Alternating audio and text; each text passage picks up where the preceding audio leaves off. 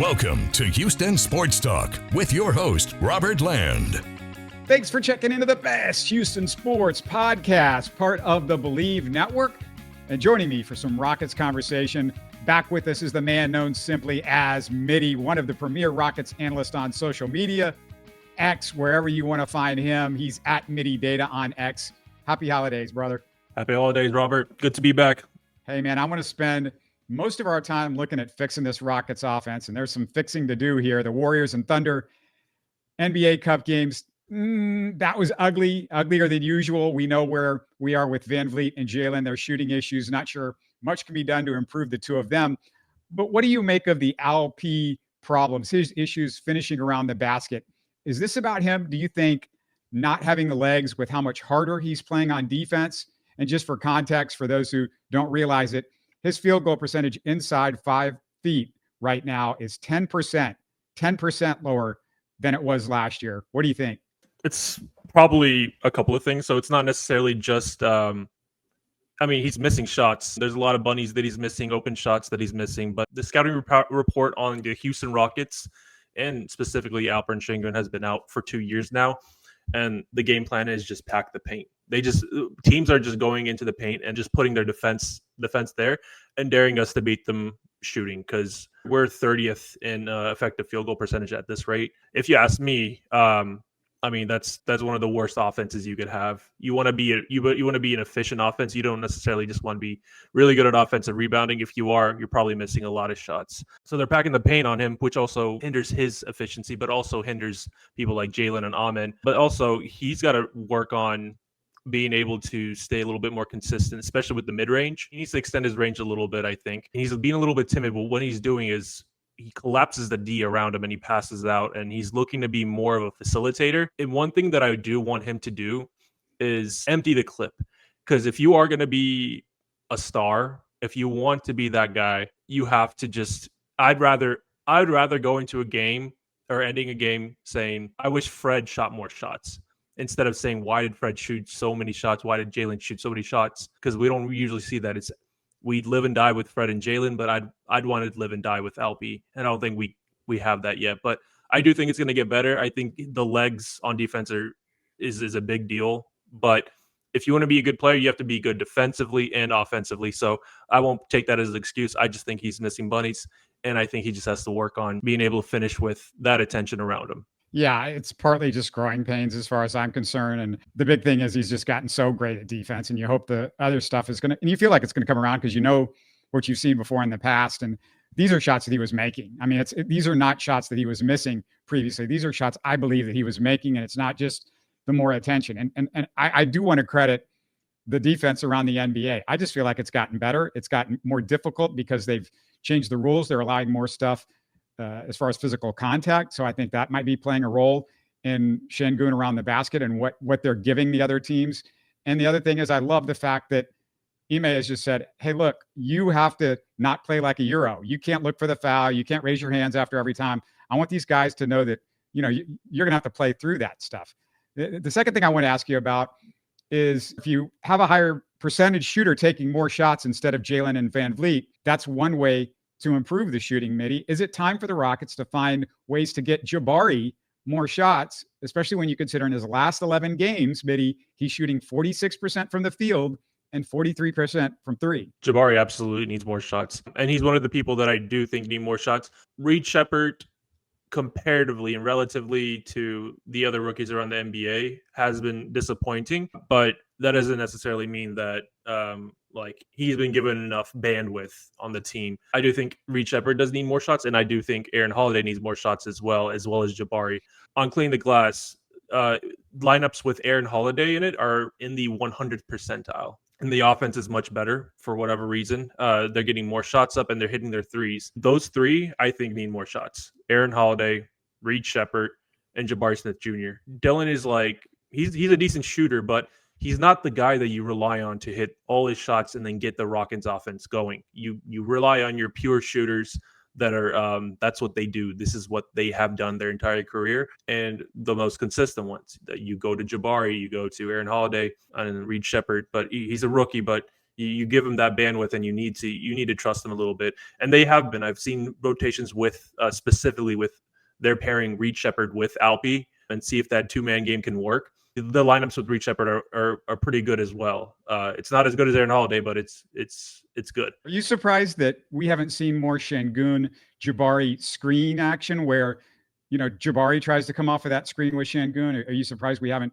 seen some more of that? Because you know what I don't want to see? I don't want to see Dylan Brooks involved in all these screens, because that means he's typically going to get the ball back, and then he's the guy that has to make the secondary pass, and we know he's not good at that. We know he doesn't like the pass. That's part of it. And then the other part of it is, like, Jabari, if he was more in the actions more, you can work on the things that he needs to improve. And the only way to get Jabari to as good as you want him to be is to get the ball in his hands more often. I'm not surprised that they're not running it, because I just don't think Ime is necessarily built to run sets for specific players, other than maybe get Albie the ball or get Jalen going. He won't do that specifically for role players like Jabari.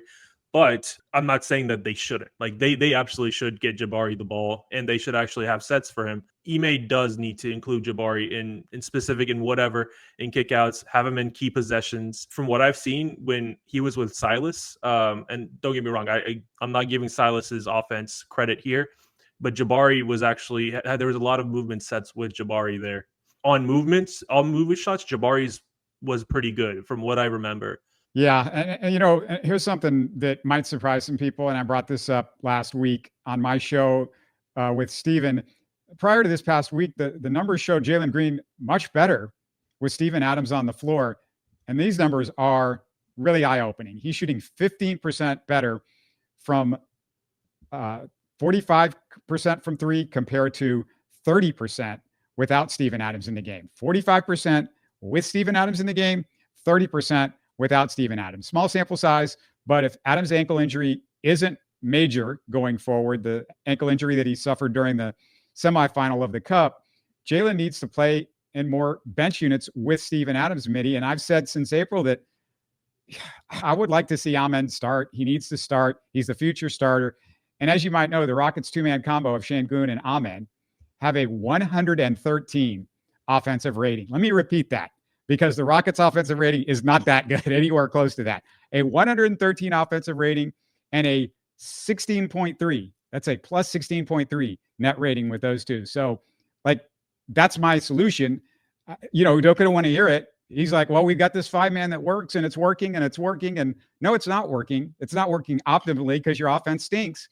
And Jalen Green getting more shots is not the answer. Getting more starting minutes and more shots is not the answer. And I don't want to hear Udoka telling me how much guys got to earn their playing time. You also have to earn being a starter too, a little bit, don't you? I don't think they're going to change the starting lineup, though. That's politics or whatever you call it. Though people are going to get more minutes, and some people are going to get less minutes. And the thing about the Amen Sengun lineup that you just mentioned, that is actually the best 2-man net rating in the NBA with a sample size of over 200 games. So they are really good together, and it's been that way for a while. People said it doesn't work, but you surround them with spacers and you surround them with capable players, and they make it work. They're the Rockets' 2 best players, and you have to play them more. Amen should be starting. It's not really a question anymore. And if you don't see it, you're not watching basketball. But in terms of the starting lineup, Ime's not going to change anything. I don't think he will. Though what do you mean politics? Like, I keep hearing people say this is politics. What does that mean? Does that mean Raphael Stone has a gun to his head? What is the politics? Because Udoka doesn't care. He literally doesn't care if he's got to bench Jalen at the end of the games, if he's got to bench Sengun at the end of the games. None of that stuff matters. Why does it matter that these guys start for some sort of we didn't blow it 4 years ago with Jalen Green type stuff, or we didn't blow it when we signed the contract or whatever? He's not getting better. This is not improving with Jalen. It's just not, and it's not getting better. And it's better to hey, if you make a mistake, you move on. You don't sit there and wallow in the mistake at the expense of the rest of the team. Well, I mean, I sincerely believe that just because you start a player doesn't necessarily mean they're going to play a lot of minutes. And I think that's how they handle the minutes. They don't necessarily just bench somebody and say, you're not going to play you're not going to play the starting lineup. Yeah, but you understand it's real hard to get Amen to what you want. Even if you go, Amen deserves more minutes than Jalen. Jalen's just a starter. to get Amen to 30 minutes a night, which you want to get him to at least 30 a night, I would guess. Once you start Jalen in the first and the second quarter, it means you barely can rest Amen the rest of the entire half because you're trying to get him up to 30 minutes. And so it's much easier to give Amen more minutes if you start him and you allow him to get some rest. I don't think it's advantageous for the Rockets to like play Amen straight into the ground and potentially get him hurt. I mean, I know he's young and he's agile and he's incredibly athletic and all of that sort of stuff, but I don't see the advantage of getting him to where he's going to get hurt, where you have this thing where, hey, you can get him more rest throughout a game and be safer for him if he's starting instead of Jalen Green.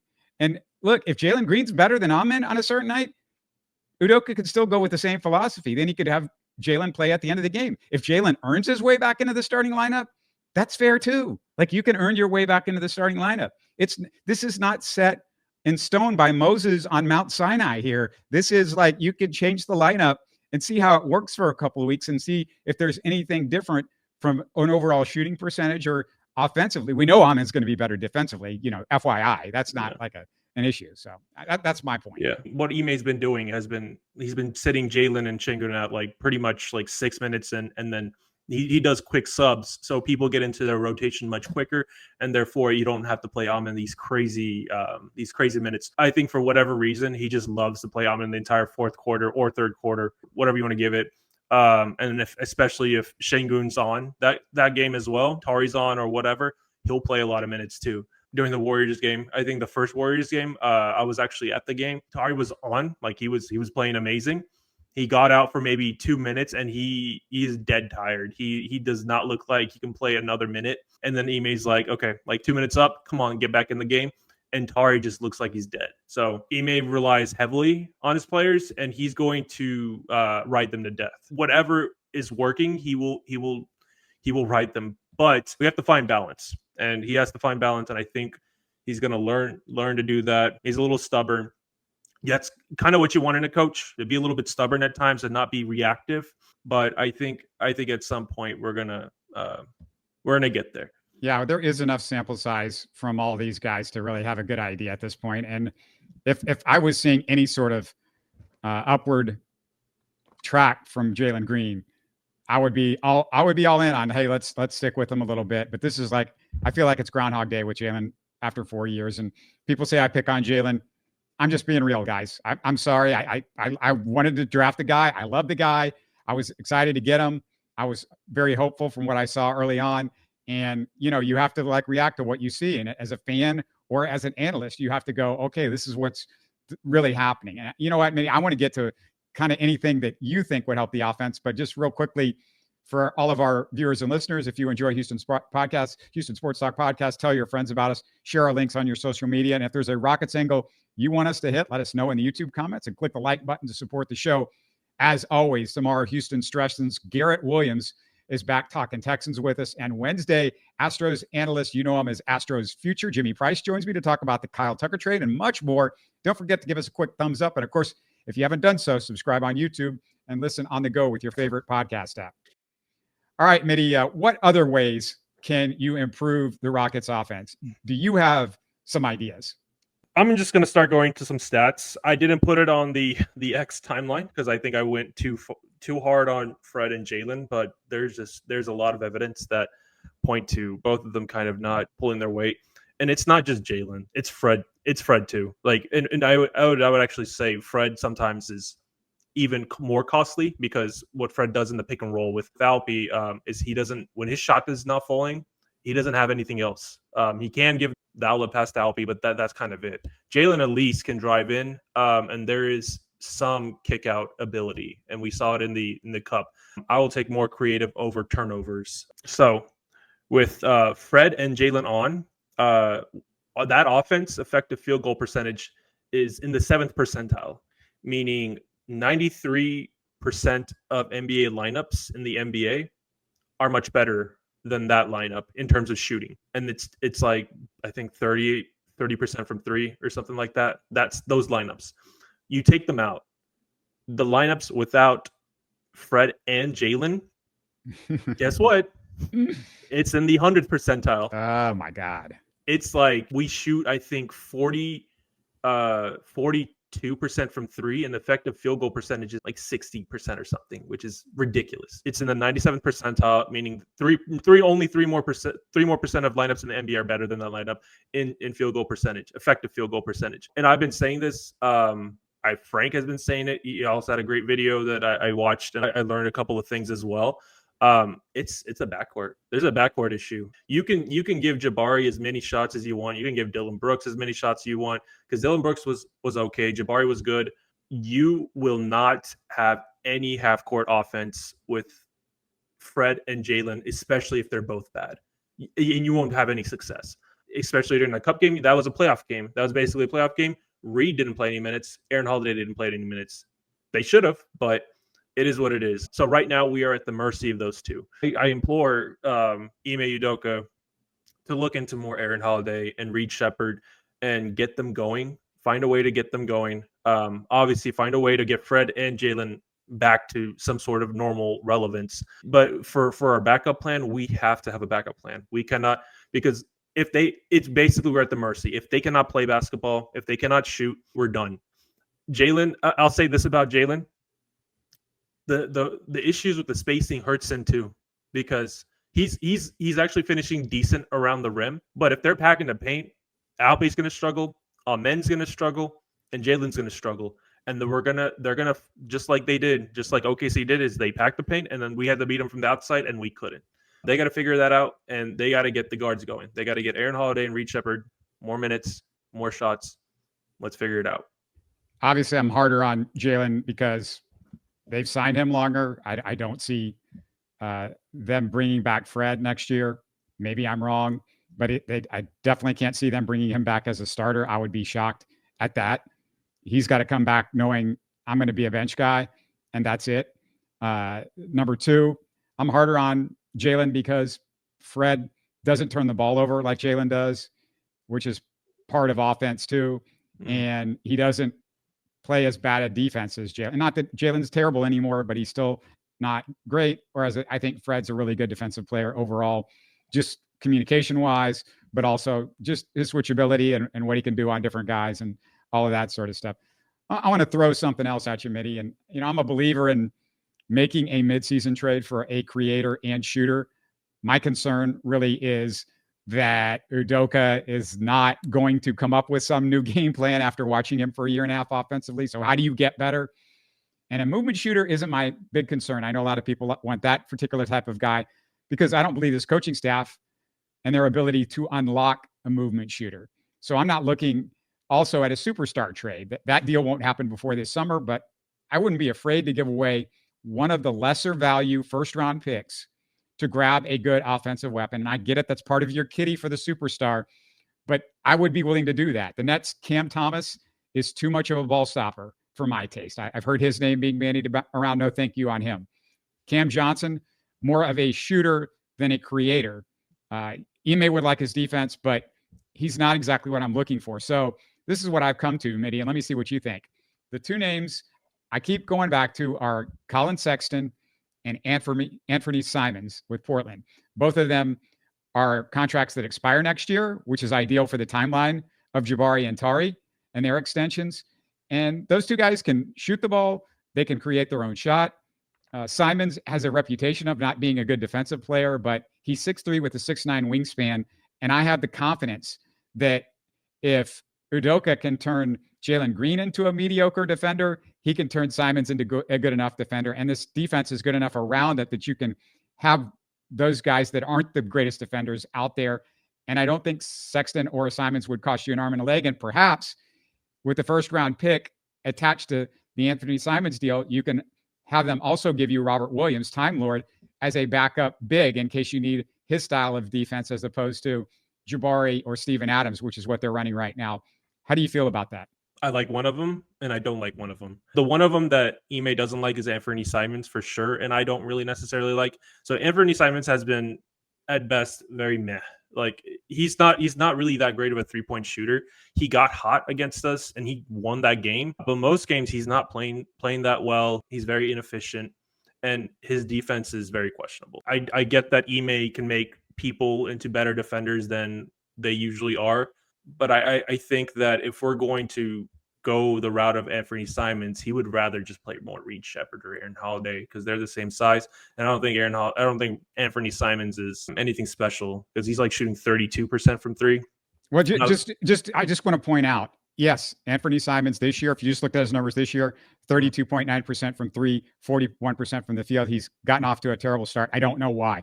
However, for his career, he's a 43% field goal shooter, 38.2% from three, 38.2% from three. And he's having to do this on bad teams year after year without other guys that are giving him shots like Sengun will give him open shots.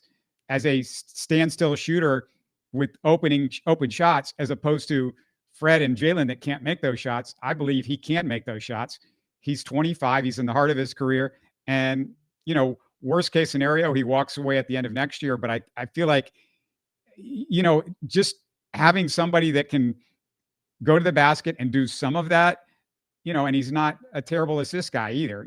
He averaged 5.5 assists last year. It's a little bit less this year, but 5.5 last year. He's playing a little bit less this year too.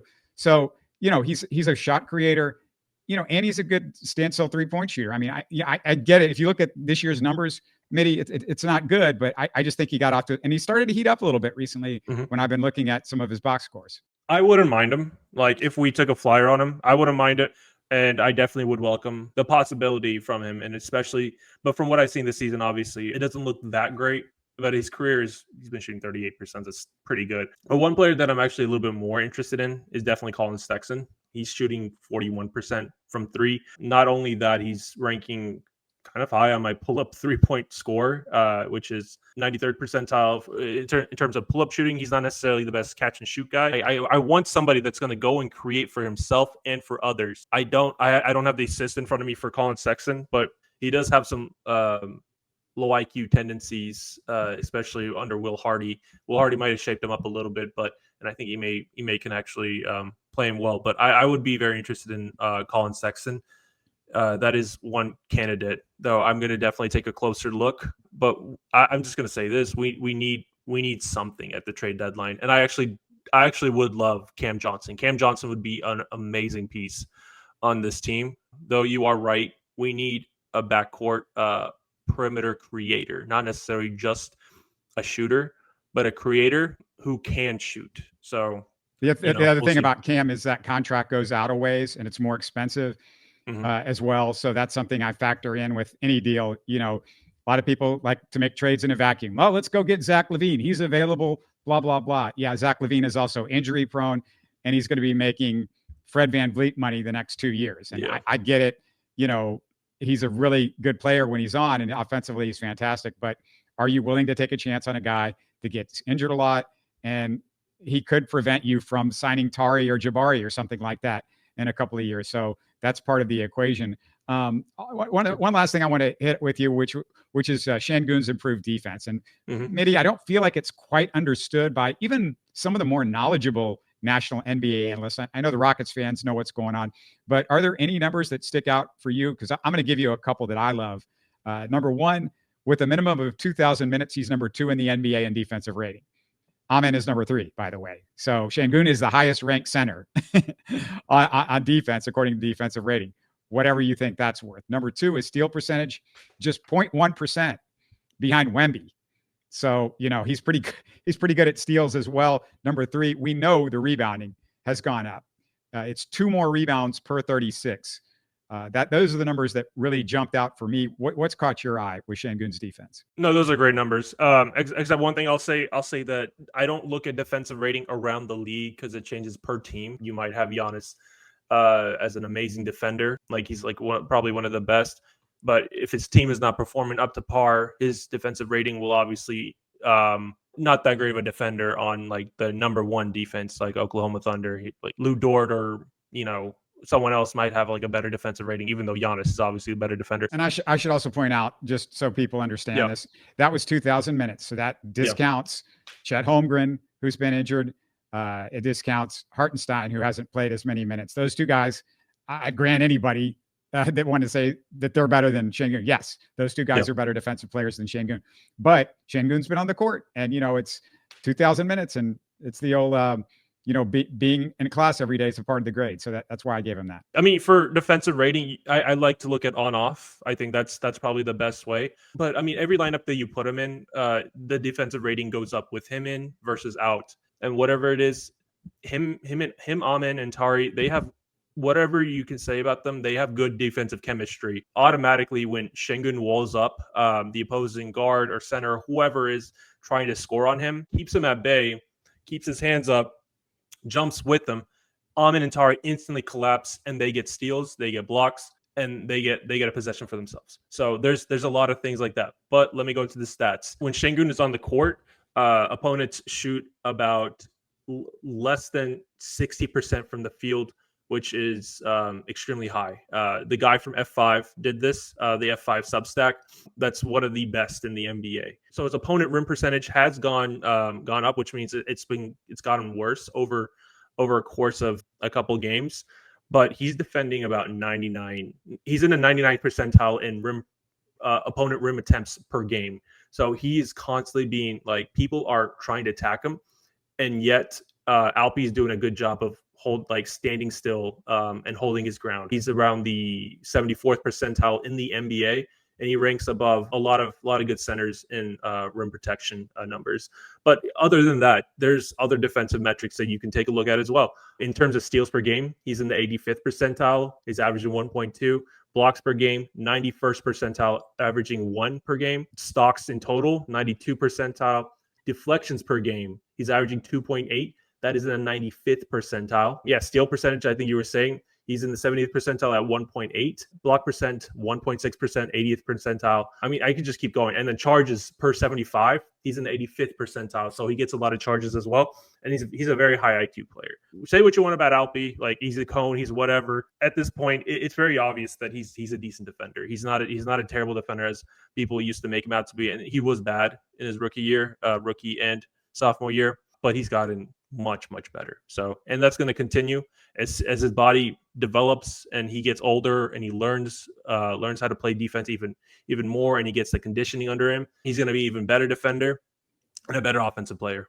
Yeah, one thing that I want to point out, so everybody sort of rates centers in their defense based on blocks and what guys do around the rim, and yeah, he's improved incredibly in those categories. But if you don't get it, if you don't watch a lot of the other centers around the NBA, what he's doing that has really impressed me, Mitty, as much as anything that he's done defensively, his ability now to get out at the level on a pick and roll and keep those guys to where they're not getting shots off over his outstretched arms, that they have to make another decision. I mean, he has just become incredible for a center with someone that a lot of people thought, oh, this guy's never going to be able to guard at the perimeter.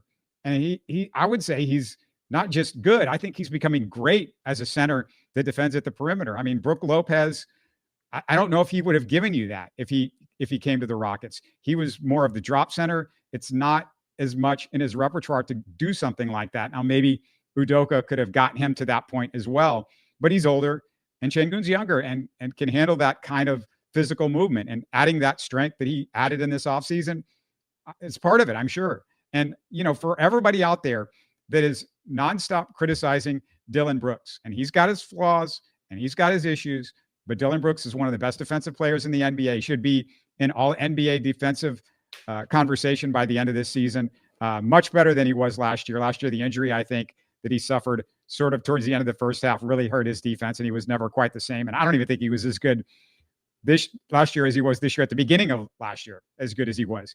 So Dillon Brooks, though, for all of what you want to say about Dillon Brooks, they asked Dillon Brooks about Sengun's defense, Mitty. I don't know if you saw this on a post-game interview, and he said, I'm on him all the time. And he is. And he's helping Sengun. He's got to be the ones helping with stuff like that, with getting at the level, with not letting guys get space out at the three-point line. And you don't get that with maybe a lot of guys that you would have brought in, somebody that you would have thought, oh, well, I want somebody that's not chucking shots or, holding on to the ball too long. I wish Dillon was a perfect player. We all do. But man, I mean, what he must be teaching these guys. Jabari, the jump that we've seen from him. Sengun, the jump that we've seen from him. Amen, Tari. I can't imagine it's just Udoka's fingerprints or the rest of this coaching staff. You have to believe that Dillon Brooks is playing a big role there. If you were to tell me that Dillon Brooks is going to take a couple fadeaways a game, a couple isolations a game, but you're going to get his defense and his effort and his catch and shoot ability as well, I'll take it. A couple possessions, especially when he goes ISO, and he's actually weirdly efficient at some of those shots, especially when he posts up. I'd take it. Like, I don't think he's a chucker. I don't think he's all this that people made him out to be. He does well in this environment, especially with Udoka and being a defensive first team. When he gets to provide that effort on defense and, like help Alpi as well and be one of the best defensive wings in the NBA, you need that and you want that. I take the good and bad with Dillon every day. There's some stuff that are really bad. Some days where he just, I don't know what happens. He goes 0 for 11, but you still take him. Yeah, it was 4 for 13. I think it was 4 for 13 against the Thunder and the Cup semi. Yeah. So yeah, there's something like that. It is what it is. But he actually shot decent from 3, I think. Not as great. Early in the game, he was shooting. I think he was like 4 for 8, and then he just missed everything after that. Yeah. And then he just, and that's called emptying the clip. He just emptied the clip. I think the one game that he was actually really bad was the Philadelphia game. He was 0 for 11. So that was, but we won the game, so it doesn't matter. But you get those games and like at least get it out of your system or whatever. Because when he's hot, he's hot. The Clippers game showed it. Like dude was hooping. Like Alpi would just find him and boom, just hit him. So him and Alpi have amazing chemistry. One thing I do want to say though is I guess before we close off, I touch real quick back on the offense. So Alpi's got to fix his jumpers and he's got to fix his mid-range floaters. He's not that efficient in the paint. Rockets are not that efficient in the paint either. Not at the rim, not in the paint, not in the mid-range, and not at 3. One place where they're actually kind of efficient is post-up plays, which is funny because post-up's actually one of the most inefficient plays in the NBA. We are actually 6th in post-up efficiency via synergy. So, and that kind of the number came out to me. I'm like, okay, so we suck everywhere else, but we're just efficient in the post. Give Dillon credit for that too, because he's been very good in the post this year. 100%. Dillon in the post has been amazing, but also Alpi as well. They're both doing great in the post. When it actually comes to scoring, like floaters and a little bit further from the basket, that's when Alpi struggles. That's the thing that he has to work on. That's his next thing, is being able to have that in between game that you get that mid range and you get those floaters, because Isaiah Hartenstein kind of has a little bit of a mid range. He has a floater that's pretty consistent, though we don't like pack the paint. We have a different defensive scheme because OKC can actually shoot. We need shooters and we need creators.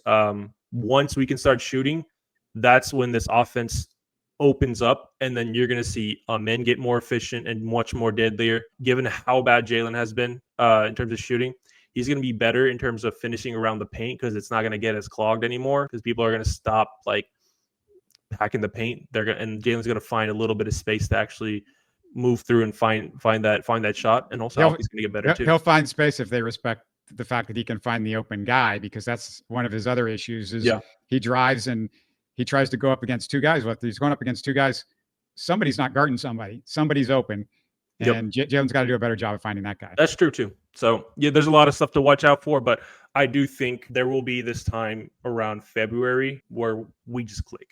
After the All-Star break or even a little bit before, where everyone is going to the offense is going to look much better. It's going to look different, but we'll get there. Right now, I'm happy with the number 2 defense. I'm proud of where these boys have gotten, but now it's time to kick it up to another level. And I think everybody's ready to see that. I think the front office and the coaches, they're going to be cooking something special.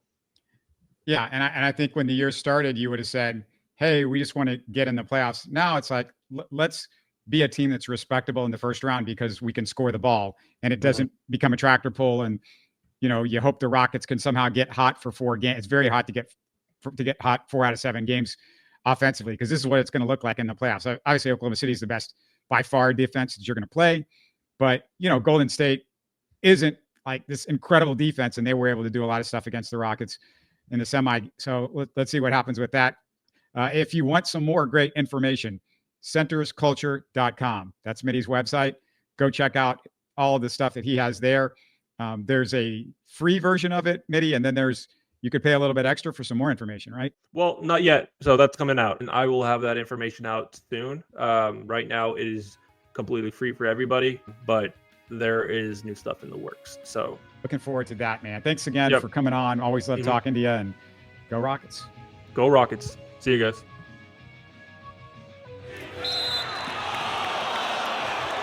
You're listening to Houston Sports Talk. Hey, don't forget to support us by subscribing and commenting on YouTube. You can always listen to us on Spotify, Apple, or your favorite podcast app. Tell your friends about us and share our show links on social media. Spread the word, everybody. Thanks for listening.